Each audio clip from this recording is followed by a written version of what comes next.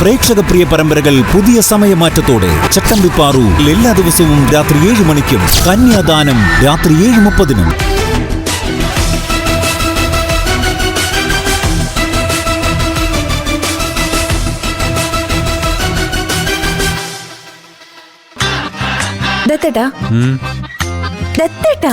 എന്താടോ 24 മണിക്കൂറും ഇങ്ങനെ ഇതും കുത്തിപ്പിടിച്ചിവിടെ ഇരുന്നാ മതിയോ? എന്റെ അമ്മി, ഞാൻ കുറച്ച് അർജന്റ് വർക്കിലല്ലേ. വർക്കൊക്കെ ഓഫീസിൽ ഇരുന്ന് ചെയ്താ പോരെ? ഇന്നൊരു ഞായറാഴ്ച കിട്ടിയിട്ട് ദത്തണ്ണ എനിക്കൊന്ന് കണി കാണാൻ കിട്ടിയോ? ഞാൻ ഇവിടെ ഇങ്ങനെ പാറ പോലെ ഇരിക്കല്ലേ അമ്മി, നീ കണ്ടോ? എനിക്ക് അങ്ങനെ കാണണ്ട. പിന്നെ എങ്ങനെ കാണണം? എന്റെ ഭർത്താവായിട്ട് കാണണം. ശരി, കണ്ടോ? ഒരൊറ്റ കുത്തു വെച്ചിരുന്നല്ലോ. ഞാൻ എന്ത് പറഞ്ഞാലും ദത്തണ്ണ ഒരു കുലുക്കമില്ല. അതെങ്ങനെയാ? ഭാര്യയോട് സ്നേഹം ഉണ്ടായിട്ടുണ്ടേ. അല്ല, ഇപ്പൊ എന്താ ഇവിടെ ഒരു സ്നേഹക്കുറവിന്റെ പ്രശ്നം? ദത്തന് പാചകം അറിയോ? എന്താന്ന്? വല്ലതും വെച്ചുണ്ടാക്കാൻ അറിയാവുന്നു. പണ്ട് നമ്മളെ ദത്തന്റെ വീട്ടിലായിരിക്കുമ്പോ അവധി ദിവസമൊക്കെ എന്റെ കൂടെ അടുക്കളയിൽ കയറുമായിരുന്നല്ലോ. എന്നിട്ട് അത് വേണോ ഇത് വേണോ എന്നൊക്കെ ചോദിച്ച് ഓരോന്നുണ്ടാക്കി തരുമായിരുന്നില്ലേ? അല്ല, ആ ജീവിതമായിരുന്നു നല്ലത്. എന്നാ പിന്നെ നമുക്ക് അങ്ങോട്ടങ്ങ് താമസം മാറിയേക്കാം. നീയല്ലേ പറഞ്ഞത് ഡെലിവറി കഴിയുന്നവർ ഇവിടെ മുത്തശ്ശിയോടെ നിൽക്കണമെന്ന്? ഞാനും നിന്റെ കൂടെ ഉണ്ടാവണം, അത് നിനക്ക് സമാധാനം സന്തോഷമെന്ന്.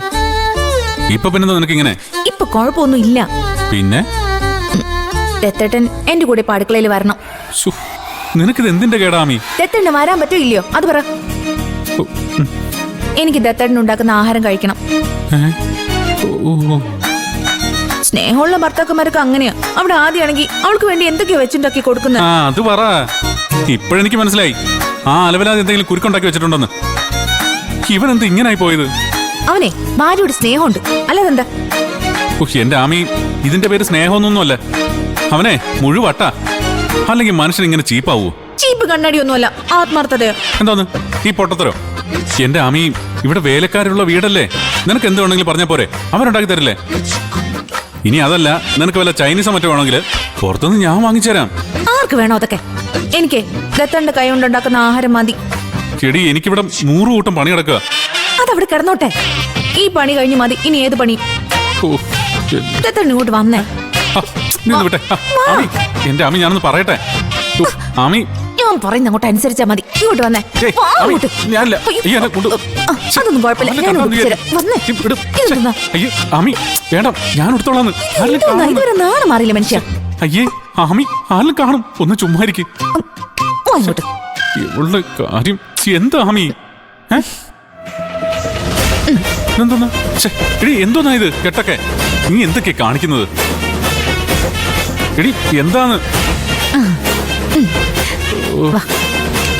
എടി എന്തുവാ ഇത്? നീ എന്ത് കാണിക്കുന്നേ? എന്താ ഇത്? ഈ കൊച്ചു പോലീസുകാരന്റെ വില മുഴുവൻ കളയുമല്ലോ.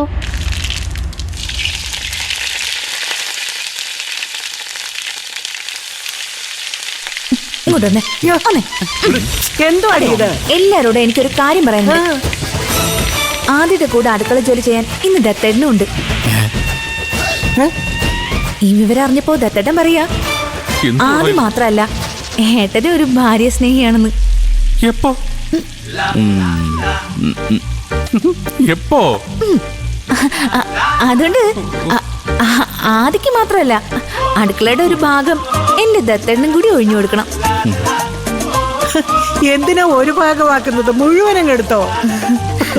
ആരെന്ത് അക്രമം കാണിച്ചാലും കൊള്ളാം. കുറച്ച് കഴിയുമ്പോ ഞാൻ കൈ കഴുകി ഡൈനിങ് ടേബിളിൽ എത്തുമ്പോ വായിക്ക് രുചിയോടെ എന്തെങ്കിലും എനിക്ക് കഴിക്കാൻ കിട്ടിയില്ലെങ്കിൽ ഞാൻ ആരാന്ന് നിങ്ങൾ മനസ്സിലാക്കും. ഒരു കുഴപ്പമുണ്ടാവില്ല.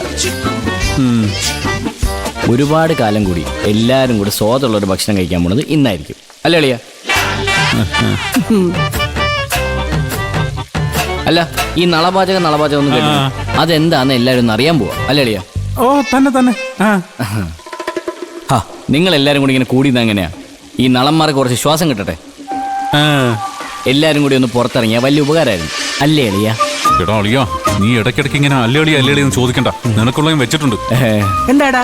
അതെ അതെ, ആളിയും പറയാ എല്ലാരും എത്രയും പെട്ടെന്ന് പുറത്തിറങ്ങിക്കണോന്ന്. മക്കളെ നമുക്ക് പൊക്കോടി. എടാ, ഒരെണ്ണം വെച്ച് തന്നിട്ടുണ്ടല്ലോ. നിനക്ക് ഭ്രാന്താണോ? നിനക്ക് വട്ടാണോ? അല്ല പിന്നെ.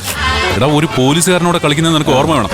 നിർഭാഗ്യവശാൽ ആ പോലീസ് എന്റെ അളിയനായിപ്പോയി. ഇവനെ ഇന്ന് ഞാൻ എടാ, ഇതേ സാമ്പാറിലിടാം. ആ ദേ അളിയൻ പിടിച്ചേ. എന്റെ വേഗം കട്ടി. ഞാനോ? ചെല്ലു എന്റെ കട്ടിയിട്ട് വേഗം അങ്ങോട്ട് വിടാം. എടാ, ആര് എളിയ അങ്ങോട്ട്. ഓ, ഓ, ഓ. ആ